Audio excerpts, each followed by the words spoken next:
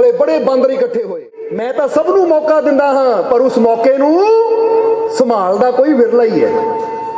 मैं सब नूं मौका दिंदा हां, मैं बांदरां नूं भी मौका दिता सी पिछले जन्म च, पर इन्हां ने नहीं संभालिया, अज बांदर होके बैठे।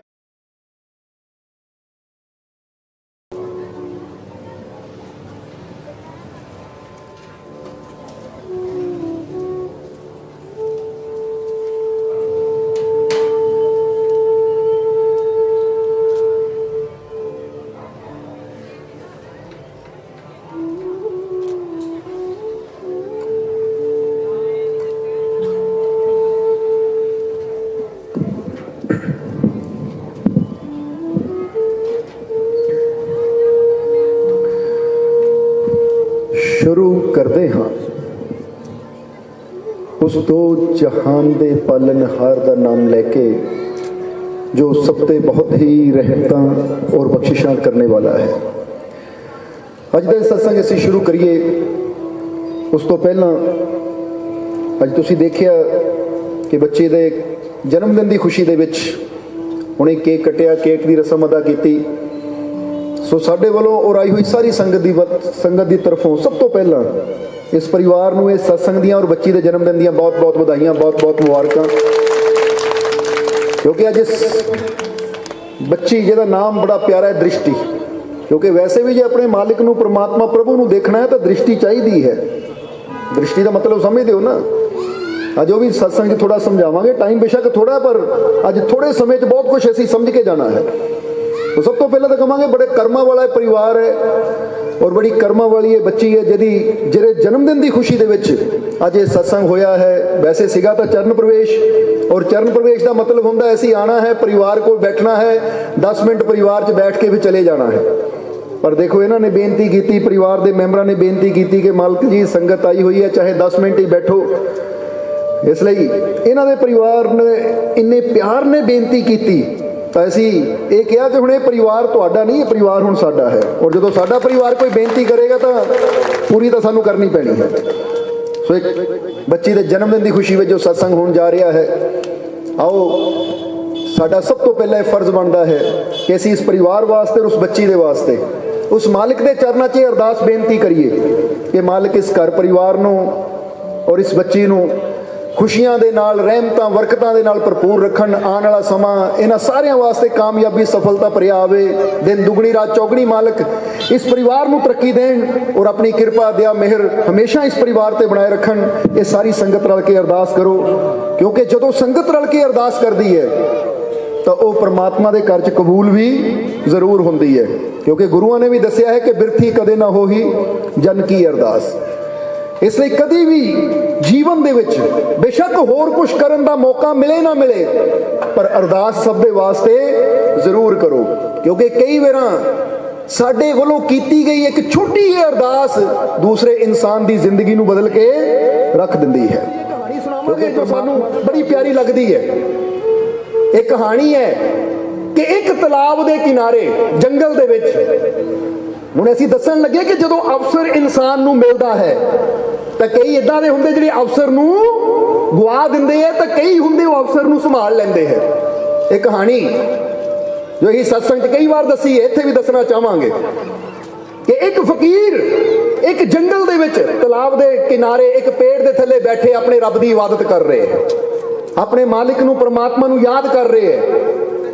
और जिस पेड़ थल्ले फकीर बैठ के रब नूं याद कर रहे हैं, तलाब दे कोल वो पेड़ दे आले दुआले बड़े बांदर इकट्ठे हुए हैं, बड़े ही बांदर इकट्ठे हुए हैं। और फकीर अखा बंद करके जदों ध्यान ते बैठे है तो बांदर पेड़ तो उतरे, कोई आके फकीरां नूं किदां तंग करे, कोई किदां करे, कोई सिर ते चढ़ जावे, कोई मोढे ते चढ़ जावे, कोई गोद च बैठे, कोई उन्हां दी दाढ़ी खिच्चे, कोई बाल खिच्चे।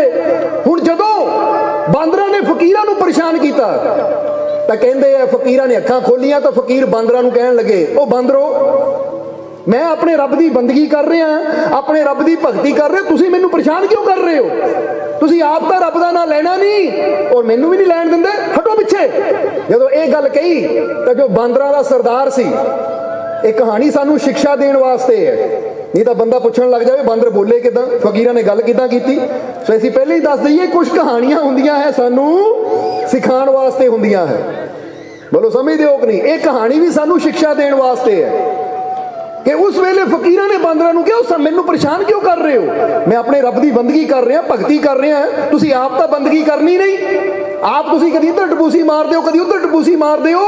आप तुसीं टेक के बहना नहीं, तो मैं टेक के शांत होकर बैठा, मैनू बैठण नहीं दिंदे। इसलिए तो मन नूं भी की कहा जाता है, बांदरी कहा जाता है कि मन भी कदी टेक के एक जगह नहीं बहता, कदी इधर टपूसी मारता, कदी उधर मारता है, कदी आ सोचता, कदी वो सोचता, कदी शांत होकर बैठता ही नहीं। सो फकीरां ने कहा ओ भाई मैनू रब की बंदगी करन दिओ, परेशान ना करो। तो जिहड़ा बांदरां दा सरदार सी वो बोलिया, कहंदा ऐसी नहीं करन देनी तुहानू रब की बंदगी, ऐसी नहीं करन देनी तुहानू रब की भगती। फकीर कहंदे क्यों? वो कहंदे असीं रब नाल नाराज हां, तां नहीं तुहानू करन देनी, नहीं रब दा नाम लैण देना। फकीर कहंदे तुसीं नाराज क्यों रब तो? तां बांदरां दे सरदार ने कहा असीं रब नाल इसलिए नाराज हां कि रब ने तुहानू बंदा बनाया तो सानू बांदर बनाया है, तुहानू बंदा बना के बिठा दिता, सानू सारिਆਂ ਨੂੰ बांदर बनाया है। ये रब दा की इंसाफ? तुहानू बंदे बना दिता और सानू बांदर बनाया। जरा ध्यान देने वाली गल है। इसलिए असीं रब नाल बहुत नाराज हाँ। ये परमात्मा ने साडे नाल चंगी नहीं कीती, सानू बांदर बना के चंगी नहीं कीती। इसलिए ना असीं आप नाम लेना है तो ना तुहानू लैण देना है, क्योंकि रब ने सानू बंदा नहीं बनाया। तो उसलिए फकीर कहते कि इदा ना कहो कि रब ने माड़ी की, क्योंकि परमात्मा किसी नाल माड़ी नहीं करता, प्रभु किसी नाल माड़ी नहीं करता। बांदर कहते किसी नाल करता या नहीं करता वो सानू पता नहीं, पर साडे नाल जरूर कीती है। कादी चंगी कीती, सानू बांदर बनाया। तो उस वेले फकीरां ने कहा ठहरो, फिर ये तुहाडी शिकायत मैं रब नूं दसदा हां कि बांदर ए रब्बा बांदर ते तो नाराज है। ये बांदर कह रहे है तू सानू मनुख नहीं बनाया, बंदा नहीं बनाया, ये साडे नाल चंगी नहीं कीती, सानू बांदर बनाया, ये रब ने चंगी नहीं कीती। इसलिए मैं रब नूं पुछदा हां। कहंदे फकीर ने हथ जोड़े, अपने रब की तरफ देखिया, आवाज दी कि रब्बा ये बांदरां दी शिकायत तुम ही सुनी है, हुण दस मैं इन्हां नूं की जवाब देवां। तो उस वेले परमात्मा की आवाज आई, आकाशवाणी हुई कि ऐ फकीर मैं तो सबनू मौका दिंदा हाँ, पर उस मौके नूं संभालदा कोई विरला ही है। मैं सबनू मौका दिंदा हाँ, मैं बांदरां नूं भी मौका दिता सी पिछले जन्म च, पर इन्हां ने नहीं संभालिया, अज बांदर होके बैठे है। मैं तो मौका सबनू दिंदा हाँ, पर जे बंदा ही ना संभाले तो फिर इह च मेरा कसूर नहीं है, वो बंदे दा कसूर है। हुण जदों इन्नी गल फकीरां ने सुनी आकाशबाणी, तो बांदरां ने भी सुनी। तो फकीर कहंदे देख लो रब तां कह रहा मैं तुहानू मौका दिता सी, पर तुसीं नहीं संभालिया, इह च तुहाडा कसूर है, मेरा कोई कसूर नहीं है। तो बांदर कहंदे लै रब तां झूठ बोलदा है, सानू कदों मौका दिता? हुण कई इदां दे मनमुखी हुंदे जिहड़े कहंदे रब भी झूठा, गुरु भी झूठे, फकीर भी झूठे, मैं ही सच्चा। हुण जिहड़ा बंदा इदां कहे समझ लो किहड़ी बुद्धि है?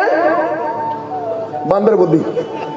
जिहड़ा कहे रब झूठा, जिन्ने गुरु रहबर संत फकीर पैगंबर आए सारे झूठे, कि सच्चा है तो मैं ही। ओही गल है फिर, क्योंकि जिदा बांदरां ने कहा कि रब झूठा है, सानू तो कभी मौका दिता ही नहीं रब ने, ऐसी नहीं मानते रब की गल। फकीर कहते रब्बा फिर सुन लै, ये बांदर तेनू झूठा कह रहे हैं कि रब ने कभी सानू मौका ही नहीं दिता, ये रब झूठा है। इसलिए रब्बा हुण जे रब ने कहा अच्छा ये सारे बांदर कहते कि रब ने कभी मौका नहीं दिता, तो लै फकीर मैं अज इन्हां नूं मौका दिंदा हां, मैं अज इन्हां नूं मौका दिंदा हां। इन्हां को एक पल दा समा है, आसमान तो बिजली इस पानी नाल तला ना टकराएगी, आसमान तो बिजली आएगी इस पानी नाल टकराएगी, और जदों वो बिजली पानी नाल टकराएगी तो जिन्ने बांदर इस तलाब च छाल मारनगे वो सारे बंदे बन जाणगे। ये मैं मौका दिंदा हां इन्हां नूं, क्योंकि शिकायत कर रहे कि रब ने कदी सानू मौका नहीं दिता। जाओ मैं मौका दिता कि हुणे ही आसमान तो की होएगा, बिजली आएगी पानी नाल टकराएगी, जिस वेले बिजली पानी नाल टकराएगी जिन्ने बांदरों च छाल मार देणगे वो सारे ही बंदे बन जाणगे, इंसान बन जाणगे। हुण जदों ये आकाशवाणी हुई, फकीरां ने कहा किदां बांदरों सुन लिया, तुसीं कहंदे रब ने मौका नहीं दिता, हुण रब मौका दे रहा तुहानू, हुण मौके नूं संभाल लिओ, हुण मौके नूं संभाल लिओ, एक पल दा मौका है, क्योंकि ये जिंदगी एक पल च ही बदल जाती है।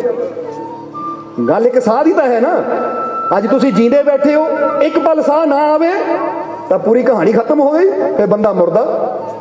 ਇੱਕ ਪਲ ਦੇ ਵਿੱਚ ਇਹਦਾ ਜੀਵਨ ਬਦਲ ਜਾਂਦਾ ਹੈ। ਹੁਣ ਫਕੀਰਾਂ ਨੇ ਕਿਹਾ ਤਿਆਰ ਰਹੋ, ਇਹ ਮੌਕਾ ਨਾ ਗਵਾਇਓ। ਬਾਂਦਰ ਕਹਿੰਦੇ ਕੋਈ ਨਹੀਂ ਕੋਈ ਨਹੀਂ, ਅਸੀਂ ਤਿਆਰ ਹਾਂ ਤਿਆਰ ਹਾਂ। ਹੁਣ ਸਾਰੇ ਆਸਮਾਨ ਵੱਲ ਦੇਖ ਰਹੇ ਹੈ, ਸਾਰੇ ਬਾਂਦਰ ਆਸਮਾਨ ਵੱਲ ਦੇਖ ਰਹੇ ਹੈ, ਆਸਮਾਨ ਵੱਲ ਦੇਖ ਰਹੇ ਕਿ ਅਚਾਨਕ ਬਿਜਲੀ आई, पानी ना टकराई, और सारे बांदर देख रहे हैं।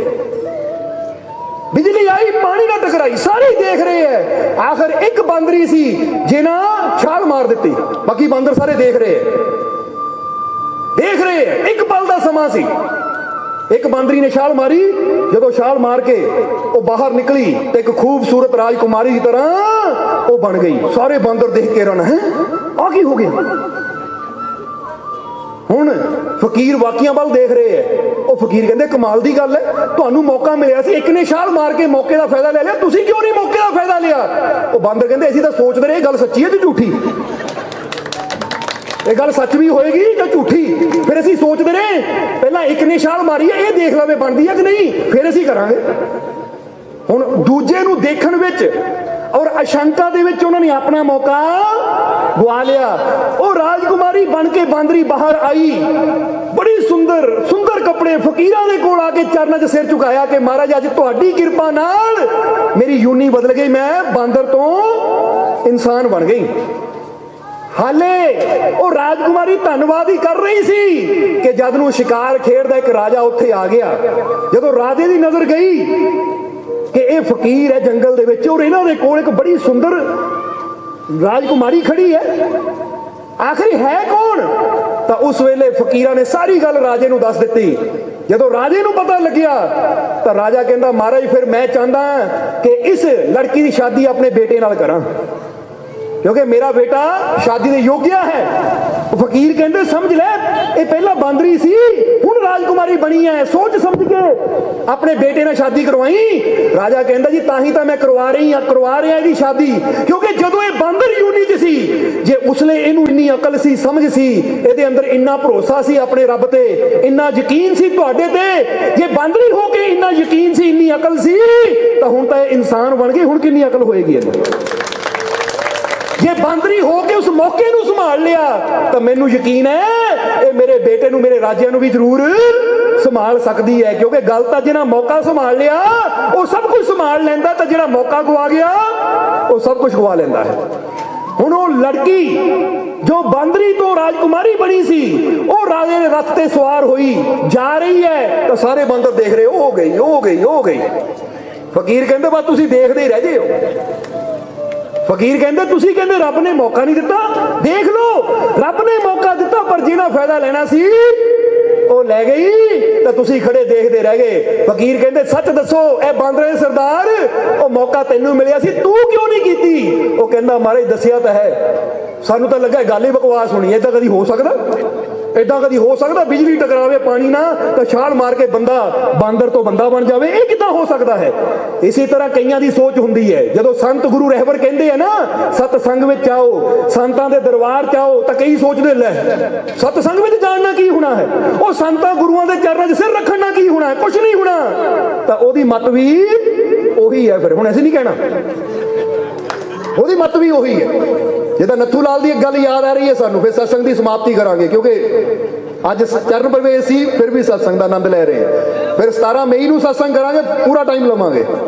ਪਰ ਇੱਥੇ ਇੱਕ ਨੱਥੂ ਲਾਲ ਦੀ ਗੱਲ ਯਾਦ ਆ ਗਈ, ਜਿੱਦਾਂ ਹੁਣ ਅਸੀਂ ਤੁਹਾਨੂੰ ਕਿਹਾ, ਹੁਣ ਅਸੀਂ ਨਹੀਂ ਕਹਿਣਾ, ਆਪੇ ਸਮਝ ਜਿਓ ਕਿ ਜਿਹੜਾ ਇਨਸਾਨ ਕਹੇ ਨਾ ਕਿ ਸੰਤਾਂ ਦੀ ਸੰਗਤ ਵਿੱਚ ਜਾਣਨਾ ਕੀ ਹੋਣਾ ਹੈ, ਤਾਂ ਅਸੀਂ ਉਹਨਾਂ ਨੂੰ ਕਵਾਂਗੇ ਕਿ ਜਰਾ ਸੋਚੋ ਗੁਰੂਆਂ ਨੇ ਕੀ ਕਿਹਾ ਹੈ, ਵਿੱਚ ਸੰਗਤ ਹਰ ਪ੍ਰਭ ਆਪੇ ਜਵਾਬ ਦੇ ਦਿਓ ਬੱਸੇ ਜੀਓ ਕਿ ਪ੍ਰਮਾਤਮਾ ਕਿੱਥੇ ਵਸਦਾ ਹੈ? ਉਹ ਕਹਿੰਦੇ ਪ੍ਰਮਾਤਮਾ ਸੰਤਾਂ ਗੁਰੂਆਂ ਰਹਿਬਰਾਂ ਦੀ ਸੋਬਤ ਵਿੱਚ ਵਸਦਾ ਹੈ। ਇਸ ਲਈ ਤਾਂ ਬੁੱਲੇ ਸ਼ਾਹ ਨੇ ਵੀ ਕਿਹਾ ਕਿ ਬੁੱਲੇ ਸ਼ਾਹ ਸੋਬਤ ਫਕਰਾਂ ਦੀ ਹੈ ਜਗ ਤੇ ਬੜੀ ਅਨਮੋਲ, ਸਗਲ ਪਦਾਰਥ ਦਾਮੀ ਮਿਲਦੇ ਸੋਬਤ ਦਾ ਨਾ ਕੋਈ ਮੋਲ। ਉਹ ਕਹਿੰਦੇ ਹੋਰ ਹਰ ਚੀਜ਼ ਨੂੰ ਤੂੰ ਪੈਸਾ ਦੇ ਕੇ ਖਰੀਦ ਸਕਦਾ ਹੈ, ਪਰ ਉਹ ਰੱਬ ਦੀ ਰਹਿਮਤ ਨੂੰ, ਉਹਦੀ ਕਿਰਪਾ ਨੂੰ ਉਹ ਦਾਮਾਂ ਨਾਲ ਨਹੀਂ ਖਰੀਦੀ ਜਾ ਸਕਦੀ, ਉਹ ਤਾਂ ਫਕੀਰਾਂ ਦੀ ਸੋਬਤ ਵਿੱਚ ਬਹਿ ਕੇ ਹੀ ਪਾਈ ਜਾ ਸਕਦੀ ਹੈ। ਇਸ ਲਈ ਸਮਝਣਾ ਕਿ ਜਿੱਦਾਂ ਤੁਹਾਨੂੰ ਕਿਹਾ, ਜਿਹੜੇ ਕਹਿੰਦੇ ਨਾ ਫਕੀਰਾਂ ਦੀ ਸੋਭਤ ਜਾਣਨਾ ਕੀ ਹੋਣਾ, ਉਹ ਸੰਤਾਂ ਫਕੀਰਾਂ ਦੇ ਦਰ ਤੇ ਸਿਰ ਝੁਕਾਉਣਾ ਕੀ ਹੋਣਾ। ਤਾਂ ਉਹੀ ਗੱਲ ਜਿੱਦਾਂ ਫਕੀਰਾਂ ਨੇ ਪੁੱਛਿਆ ਬਾਂਦਰਾਂ ਦੇ ਸਰਦਾਰ ਨੂੰ, ਉਹ ਕਹਿੰਦੇ ਅਸੀਂ ਸੋਚਦੇ ਇਹ ਕੀ ਹੋਣਾ, ਪਹਿਲਾਂ ਦੇਖ ਲਈਏ, ਇੱਕ ਨੇ ਛਾਲ ਮਾਰੀ ਹੈ, ਦੇਖ ਲਈਏ। ਇੱਥੇ ਬੰਦਾ ਵੀ ਪਤਾ ਕੀ ਸੋਚਦਾ, ਉਹ ਪਹਿਲਾਂ ਇੱਕ ਦਰਬਾਰ ਤੇ ਜਾ ਰਿਹਾ, ਦੇਖ ਲਈਏ ਇਹਨੂੰ ਕੁਝ ਮਿਲਦਾ ਫਿਰ ਅਸੀਂ ਜਾਵਾਂਗੇ, ਪਹਿਲਾਂ ਦੇਖ ਲਈਏ ਇਹਦਾ ਕੁਝ ਬਣਦਾ, ਫਿਰ ਜਾਨੂੰ ਉਹ ਟਾਈਮ ਵੀ ਹੱਥੋਂ ਨਿਕਲ ਜਾਂਦਾ। ਇਸ ਲਈ ਕਹਿੰਦੇ ਲੋੜ ਸਾਨੂੰ ਹੈ ਤਾਂ ਉਹਦੀ ਰਹਿਮਤ ਨੂੰ ਪਰਖ ਕੇ ਨਹੀਂ ਪਾਇਆ ਜਾਂਦਾ, ਉਹਦੀ ਰਹਿਮਤ ਨੂੰ ਵਿਸ਼ਵਾਸ ਨਾਲ ਪਾਇਆ ਜਾਂਦਾ ਹੈ। ਕਿਉਂਕਿ ਜਿਹੜਾ ਪਰਖਣ ਵਿੱਚ ਲੱਗ ਜਾਂਦਾ ਹੈ ਫਿਰ ਉਹਦੇ ਰਹਿਮਤ ਦੇ ਦਰਵਾਜ਼ੇ ਕਦੀ ਵੀ ਉਹਦੇ ਵਾਸਤੇ ਖੁੱਲਦੇ ਨਹੀਂ ਹੈ। ਤਾਂ ਜਿਹੜਾ ਇਨਸਾਨ, ਹੁਣ ਫਰਜ਼ ਕਰੋ ਇਸ ਵੇਲੇ ਸਪੀਕਰ ਚੱਲ ਰਹੇ ਹੈ, ਇਸ ਵੇਲੇ ਆ ਸਪੀਕਰ ਚੱਲ ਰਹੇ ਹੈ, ਇਹ ਕੱਲ ਨਾ ਬਿਜਲੀ ਨਾਲ ਚੱਲ ਰਹੇ ਹੈ, ਇੱਕ ਬੰਦਾ ਉੱਠੇ, ਲੈ ਮੈਂ ਨਹੀਂ ਬਿਜਲੀ ਨੂੰ ਮੰਨਦਾ ਕਿਉਂਕਿ ਮੈਂ ਤਾਂ ਦੇਖਿਆ ਨਹੀਂ ਬਿਜਲੀ ਕਿੱਦਾਂ ਦੀ ਹੁੰਦੀ ਹੈ, ਤੁਹਾਨੂੰ ਕਹਿਣਾ ਆ ਜਾ ਭਾਈ ਸ਼ੌਕਟ ਵਿੱਚ ਹੱਥ ਪਾ ਕੇ ਦੇਖ ਲੈ, ਇੱਕ ਝਟਕੇ ਨਾਲ ਹੀ ਪਤਾ ਲੱਗ ਜਾਣਾ, ਸਾਰੇ ਸ਼ੰਕੇ ਦੂਰ ਹੋ ਜਾਣੇ ਇੱਕ ਝਟਕੇ ਨਾਲ ਹੀ ਕਿ ਹੈ ਬਿਜਲੀ। ਬੇਸ਼ੱਕ ਨਜ਼ਰ ਨਹੀਂ ਆਉਂਦੀ ਪਰ ਉਹੀ ਸਭ ਨੂੰ ਆ ਸਪੀਕਰਾਂ ਨੂੰ ਚਲਾ ਰਹੀ ਹੈ, ਪੱਖਿਆਂ ਨੂੰ ਚਲਾ ਰਹੀ ਹੈ, ਬਲਬਾਂ ਨੂੰ ਚਲਾ ਰਹੀ ਹੈ। ਪਰ ਕਈ ਵਾਰ ਮੂਰਖ ਕਈ ਹੁੰਦੇ ਨਹੀਂ, ਜਦ ਤੱਕ ਅਸੀਂ ਦੇਖਦੇ ਨਹੀਂ ਝਟਕਾ ਨਹੀਂ ਖਾਂਦੇ, ਯਕੀਨ ਨਹੀਂ ਕਰਨਾ। ਤਾਂ ਫਿਰ ਇੱਕ ਵਾਰ ਝਟਕਾ ਲੱਗਿਆ ਮੁੜ ਕੇ ਪਤਾ ਨਹੀਂ ਉੱਠਣ ਜੋਗਾ ਰਹਿਣਾ ਵੀ ਹੈ ਜਾਂ ਨਹੀਂ। ਸੋ ਕੁਝ ਗੱਲਾਂ ਸਾਨੂੰ ਵਿਸ਼ਵਾਸ ਨਾਲ ਮੰਨਣੀਆਂ ਪੈਂਦੀਆਂ। ਬੋਲੋ ਸਮਝਦੇ ਹੋ ਕਿ ਨਹੀਂ? ਜਿੱਦਾਂ ਇੱਕ ਮਾਂ ਬੱਚੇ ਨੂੰ ਕਹਿੰਦੀ ਬੇਟਾ ਤੂੰ ਮੇਰਾ ਬੇਟਾ, ਤਾਂ ਬੇਟਾ ਕੇ ਪੁੱਛੇ ਮਾਂ ਪ੍ਰੂਫ ਦੇ, ਸਬੂਤ ਦੇ, ਉਹ ਮਾਂ ਨੇ ਕਹਿਣਾ ਤੇਰੇ ਨਾਲ ਪਿਆਰ ਕਰਦੀ ਆ ਮੈਂ, ਵਿਸ਼ਵਾਸ ਕਰ ਮੇਰੇ ਤੇ, ਕਿਉਂਕਿ ਕੁਝ ਰਿਸ਼ਤੇ ਹੁੰਦੇ ਵਿਸ਼ਵਾਸ ਨਾਲ ਖੜੇ ਹੁੰਦੇ ਐ, ਉੱਥੇ ਪ੍ਰੂਫਾਂ ਦੀ ਲੋੜ ਨਹੀਂ ਹੁੰਦੀ।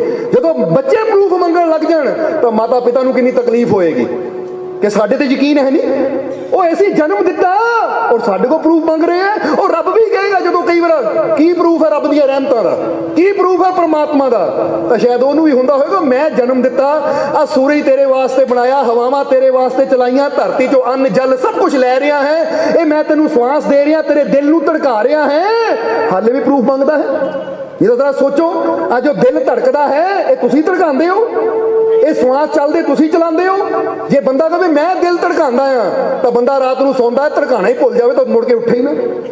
ਬੰਦਾ ਕਹਿੰਦਾ ਮੈਂ ਸਵਾਸ ਲੈਂਦਾ ਆ ਤਾਂ ਸਵਾਸ ਲੈਣਾ ਹੀ ਭੁੱਲ ਜਾਵੇ, ਹੁਣ ਬੇਹੋਸ਼ੀ ਦਾ ਟੀਕਾ ਲਾ ਦਿਓ, ਜਾਂ ਬੰਦਾ ਨੀਂਦ 'ਚ ਚਲਾ ਜਾਵੇ ਤਾਂ ਬੰਦੇ ਨੂੰ ਪਤਾ ਹੀ ਨਹੀਂ ਮੈਂ ਕਿੱਥੇ ਪਿਆ ਆ, ਫਿਰ ਆਪਣੀ ਆਪ ਦੀ ਖਬਰ ਨਹੀਂ ਹੁੰਦੀ ਪਰ ਸਾਹ ਉਸ ਵੇਲੇ ਵੀ ਚੱਲਦੇ ਹੈ, ਆਪਣੇ ਆਪ ਦੀ ਖਬਰ ਨਹੀਂ ਹੁੰਦੀ, ਦਿਲ ਉਸ ਵੇਲੇ ਵੀ ਧੜਕਦਾ ਹੈ, ਕਿਉਂਕਿ ਇਹ ਧੜਕਾਉਣ ਵਾਲਾ ਸਵਾਸ ਚਲਾਉਣ ਵਾਲੀ ਉਹ ਤਾਕਤ ਪਰਮਾਤਮਾ ਹੈ, ਉਹ ਮਾਲਿਕ ਹੈ। ਇਸ ਲਈ ਉਹ ਮਾਲਿਕ ਨੇ ਇਹ ਚੀਜ਼ਾਂ ਆਪਣੇ ਹੱਥ 'ਚ ਰੱਖੀਆਂ ਹੈ, ਕਿਉਂਕਿ ਜੇ ਬੰਦੇ ਦੇ ਹੱਥ 'ਚ ਦੇ ਦਿੱਤੀਆਂ ਬੰਦਾ ਭੁੱਲ ਜਾਏਗਾ ਤਾਂ ਮਰ ਜਾਏਗਾ।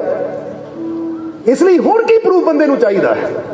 ਇਸ ਲਈ ਜਰਾ ਸਮਝਣਾ ਕਿ ਜਿਨ੍ਹਾਂ ਦੇ ਦਿਲਾਂ 'ਚ ਪਿਆਰ ਹੈ, ਵਿਸ਼ਵਾਸ ਹੈ, ਉਹ ਰੱਬ ਦੀਆਂ ਰਹਿਮਤਾਂ ਦੇ ਪ੍ਰੂਫ ਨਹੀਂ ਮੰਗਦੇ, ਉਹ ਇਹ ਪਰਖਦੇ ਨਹੀਂ ਹੈ। ਉਹ ਕਹਿੰਦੇ ਮੈਨੂੰ ਯਕੀਨ ਹੈ ਆਪਣੇ ਮਾਲਿਕ ਤੇ ਕਿ ਜਿਹੜਾ ਪੂਰੀ ਦੁਨੀਆ ਨੂੰ ਸੰਭਾਲ ਰਿਹਾ ਹੈ ਉਹ ਮੈਨੂੰ ਵੀ ਸੰਭਾਲੇਗਾ, ਮੈਂ ਕਿਉਂ ਪਰਖਾਂ। ਔਰ ਵਿਸ਼ਵਾਸ ਦੇ ਸਾਰੇ ਸੌਦੇ। ਪਰ ਜਿਹੜਾ ਇਨਸਾਨ ਕਵੇ ਨਹੀਂ ਤਾਂ ਫਿਰ ਉਹਨੂੰ, ਜਿੱਦਾਂ ਹੀ ਪਹਿਲੇ ਦੱਸਿਆ ਕਿ ਨੱਥੂ ਲਾਲ ਇੱਕ ਦੁਕਾਨ ਦੇ ਸਾਹਮਣੇ ਦੀ ਜਾ ਰਿਹਾ ਸੀ, ਦੁਕਾਨ ਦੇ ਸਾਹਮਣੇ ਦੀ ਜਾ ਰਿਹਾ ਸੀ ਕਿ ਉਹ ਦੁਕਾਨ ਦੇ ਬਾਹਰ ਇੱਕ ਪਿੰਜਰਾ ਲਟਕਿਆ ਹੋਇਆ ਤੋਤੇ ਦਾ। ਉਸ ਪਿੰਜਰੇ ਵਿੱਚ ਤੋਤਾ ਹੈ ਜੋ ਆਦਮੀਆਂ ਦੀ ਭਾਸ਼ਾ ਬੋਲਦਾ ਹੈ। ਹੁਣ ਤੋਤੇ ਦਾ ਪਿੰਜਰਾ ਹੈ, ਦੁਕਾਨ ਦੇ ਮੋੜ ਦੀ ਨੱਥੂ ਲਾਲ ਜਾ ਰਿਹਾ ਹੈ। ਹੁਣ ਜਦੋਂ ਨੱਥੂ ਲਾਲ ਪਿੰਜਰੇ ਦੇ ਕੋਲ ਦੀ ਦੁਕਾਨ ਦੇ ਮੋੜ ਦੀ ਲੰਘਿਆ ਤਾਂ ਦੁਕਾਨ ਦਾ ਮਾਲਿਕ ਅੰਦਰ ਬੈਠਾ ਸੀ, ਪਿੰਜਰਾ ਬਾਹਰ ਲਟਕਿਆ ਹੋਇਆ ਹੈ ਬਰਾਂਡੇ 'ਚ। ਨੱਥੂ ਲਾਲ ਜਦੋਂ ਕੋਲ ਦੀ ਲੰਘਿਆ ਤਾਂ ਉਸਲੇ ਤੋਤੇ ਨੇ ਨੱਥੂ ਲਾਲ ਵੱਲ ਦੇਖਿਆ, ਨੱਥੂ ਲਾਲ ਨੇ ਤੋਤੇ ਵੱਲ ਦੇਖਿਆ, ਨੱਥੂ ਲਾਲ ਖੜ ਕੇ ਗੌਰ ਨਾਲ ਦੇਖਣ ਲੱਗ ਗਿਆ। ਜਦੋਂ ਗੌਰ ਨਾਲ ਦੇਖਣ ਲੱਗ ਗਿਆ ਤਾਂ ਤੋਤਾ ਕਹਿਣ ਲੱਗਾ, ਉਹ ਮੂਰਖਾ, ਓਏ ਪਾਗਲਾ ਕੀ ਦੇਖਦਾ ਮੇਰੇ ਵੱਲ, ਚੱਲ ਅੱਗੇ।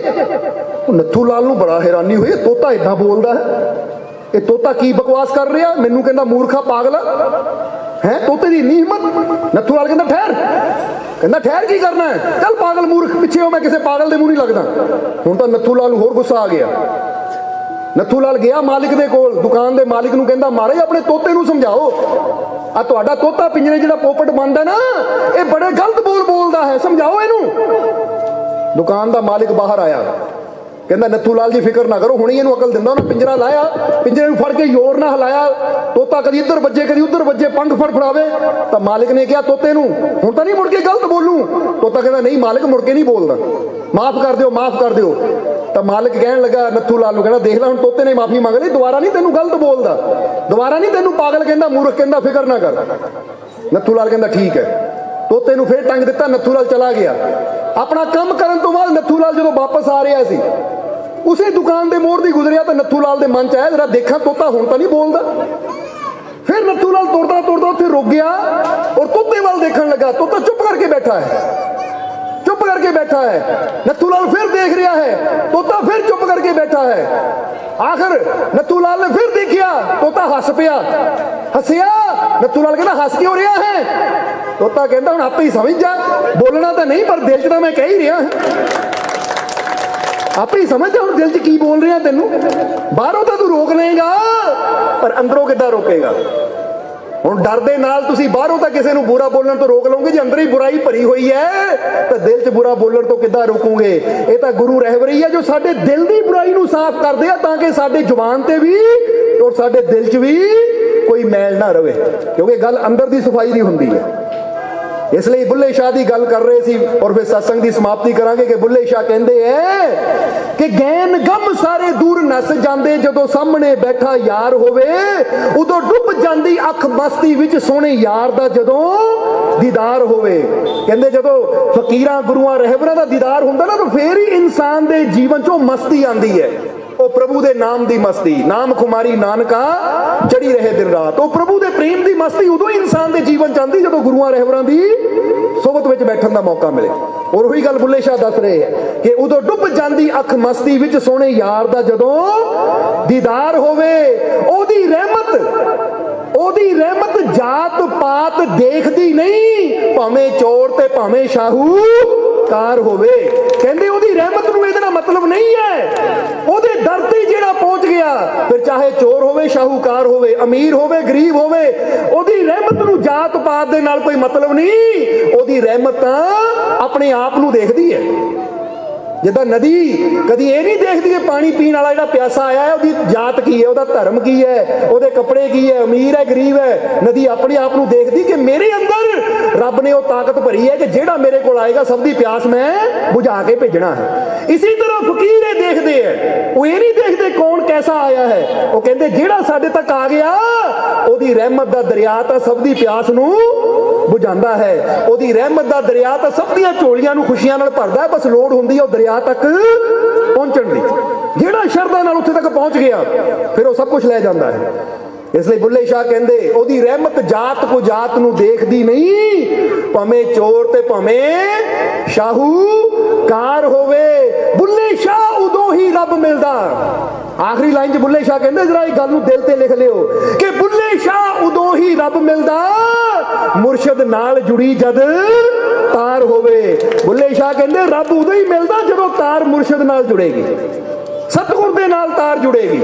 जिद्दां बंदा कहंदा लाइट उदों जगनी जदों प्लग विच तारां लगणगीਆਂ, जे तार ही कट दिओ तो फिर लाइट कित्थों जगेगी। अज असीं भी जे जीवन च खुशियां दी लाइट जगाना चाहते हैं, जीवन च खुशियां दा उजाला चाहते हैं, तो उहदे वास्ते सानूं भी ये तार मुर्शद नाल जोड़नी पएगी, सतगुर दे नाल जोड़नी पएगी, वो फकीरां नाल जोड़नी पएगी। क्योंकि पता है फकीर जिद्दां समझो पिछे एक ट्रांसफार्मर हुंदा है, ट्रांसफार्मर दूर हुंदा है पर एक तार हुंदी है जिहड़ी वो बिजली नूं लैके घर तक आंदी है। जदों वो प्लग नाल असीं जुड़ जांदे आ तो लाइट सानूं भी प्राप्त हो जाती है। इसी तरह वो रहमतां दा ट्रांसफार्मर परमात्मा है, गुरु रहबर संत एक जरिया बनदे आ ओदी रहमतां दी, वो प्रकाश नूं ओदी रहमत नूं साडे तक पहुंचाउण दा एक जरिया बनदे। जदों असीं फकीरां गुरुआं रहबरां नाल जुड़ जांदे आ तो ओदी रहमत बड़ी आसानी नाल असीं प्राप्त कर लैंदे हां। इसलिए अगर तुसीं भी जीवन च खुशियां चाहते हो तो जिद्दां ये मौका फकीरां ने बांदरां दे सरदार नूं फिर किया कि थुड़ना क्यों कदी भी जीवन च कि रब सानू मौका नहीं दिंदा। मौका उन्हें दिता सी पर तुहाडे अंदर विश्वास नहीं सी, तुसी परखदे रह गए, तुसी देखदे रह गए। देखण वाले खाली रह जांदे है तो विश्वास करन वाले झोलियां भर के चले जांदे है। जे अज तुसी भी देखण आए तो फिर उदां ही जाना है। तो जे तुसी विश्वास नाल आए हो कि ये सत्संग च नहीं, असीं वो प्रभु दी हजूरी च आए हैं, क्योंकि विच संगत हर प्रभ बसे जियो ओदा ही तो बास है। जिथे उहनूं याद किया जाए वो परमात्मा उत्थे दा वसदा है कि असीं अपने प्रभु दे कोल आए हैं। तो फिर इंसान इस आश विश्वास नाल वो सब कुछ लै जांदा है, जो भी उहदे जीवन च कमी हुंदी है वो सारियां कमियां पूरियां हो जांदियां है। इसलिए जे तुहाडे जीवन च भी कोई कमी है ना और तुहानू विश्वास है अपने उस मालिक ते, तो अखां बंद करके कहो कि मालिक मेरे जीवन च आ कमी है, रहमत कर, मेरी झोली खुशियां ना भर, तो सानू पूरा यकीन है तुहाडी झोली खुशियां जरूर भर जाएगी, क्योंकि उहदे घर च कोई कमी नहीं है। दिंदा दे लैंदे थक पाही जुगा जुगंतर खाही खाही। बंदा मुक सकदा है, ओहदियां दातां नहीं मुकदियां, ओहदियां दातां बेअंत है। इसलिए अपने अंदर विश्वास रखो, यकीन रखो। और जिदा अज मौका कट के सत्संग च पहुंचे हो, इसी तरह जदों भी जीवन च टाइम मिले, तो हुशियारपुर कोई दूर नहीं है। बोलो समझते हो कि नहीं? जदों भी टाइम मिले, क्योंकि जदों बंदा सज्जणा मित्रां की खातर दिल्ली तक जा सकता, बॉम्बे तक जा सकता है, तो फिर अपने जीवन नूं खुशियां नाल भरपूर करन दी खातर मालिक दी रहमत तक भी सानू जरूर जाना चाहिए है। क्योंकि जिथे इंसान अपनी सुरती नूं जोड़दा है ना, जरा समझना सारे जीव कि जे आपां किसी रिश्तेदार के घर चल के जाते सानू ओहदी खुशी मिलती है, तो जदों मालिक के घर चल के जावांगे सानू ओहदी रहमत भी मिलेगी, खुशी भी मिलेगी। जदों ओह खुश है तो साडे जीवन च खुशियां दी बहार आप ही आ जाएगी, फिर जीवन च कोई कमी नहीं रहेगी।